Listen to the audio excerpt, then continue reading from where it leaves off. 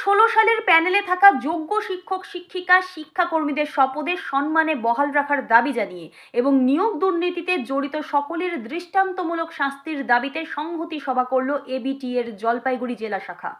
জেলা শাখার সভাপতি প্রণব কুমার দত্ত সভা পরিচালনা করেন। যোগ্য শিক্ষক শিক্ষিকা শিক্ষাকর্মীদের একটা অংশ সভায় উপস্থিত ছিলেন। সরকারের দুর্নীতির শিকার হয়ে আজ সামাজিক সম্মান রক্ষার দাবিতে বক্তব্য রাখেন প্যানেলভুক্ত যোগ্য শিক্ষক দেবজিৎ দত্ত, শিক্ষিকা শ্বেতা সুর সমিতির জেলা শাখার সম্পাদক প্রসেনজিৎ রায় সহ অন্যান্যরা। প্রসঙ্গত উল্লেখ্য যে সমিতির উদ্যোগে এই যোগ্য শিক্ষক শিক্ষিকা শিক্ষাকর্মীদের জন্য সুপ্রিম কোর্টে আইনি লড়াই লড়ছে এবিটিএ।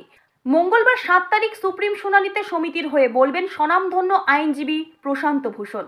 জলপাইগুড়ি শহরের প্রাণকেন্দ্র কদমতলা মোড়ে আয়োজিত এই সভায় উপস্থিত ছিলেন সদর মহকুমা শাখার সম্পাদক কৌশিক গোস্বামী সহ অন্যান্য শিক্ষক নেতৃবৃন্দ।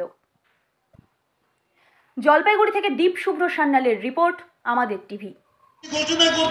সারা রাজ্যে অন্যান্য জেলার সাথে সাথে আমাদের জলপাইগুড়ি জেলাতেও আমাদের এবিটি আমাদের সংগঠনের পক্ষ থেকে 2016 প্যানেল যারা যোগ্য, যারা মেধার ভিত্তিতে চাকরিটা পেয়েছে স্কুল সার্ভিস কমিশনের পরীক্ষার মাধ্যমে, তাদের সেই সমস্ত শিক্ষাকর্মীদের তাদের সসম্মানে তাদের পদে বহাল রাখতে হবে এবং তার সাথে সাথে যারা দুর্নীতি করে, যারা ঘুষ দিয়ে চাকরিতে নিযুক্ত হয়েছে তাদেরকে বরখাস্ত করতে হবে এবং তার সাথে সাথে যারা এই ঘুষ খেলো, দুর্নীতি করলো, রাজ্য সরকারের নেতা মন্ত্রী আমলারা, তাদেরকে দৃষ্টান্তমূলক শাস্তি দিতে হবে। এই দাবিতে আজকে আমরা এই সংহতি সভা করছি। সংহতি কেন?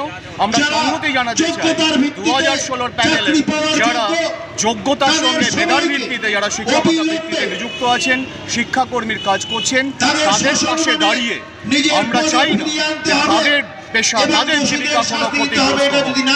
আমরা যেমন আইনি পথে লড়াই করছি, এবিটি সুপ্রিম কোর্টে গেছে, তাই এই যোগ্য প্রার্থীদের হয়ে এবং তার সাথে সাথে আমরা এই সঙ্গে রাস্তার লড়াইও জারি রয়েছে। কোর্টে যেরকম আমরা লড়াই করছি, আমাদের আইনজীবী এবং তার সঙ্গে সঙ্গে রাস্তার লড়াই তো আমাদের সংগঠনের সাথীরা আমাদের রাস্তার লড়াইতে আমরা আছি। প্রসেনজিৎ রায়, জেলা সম্পাদক।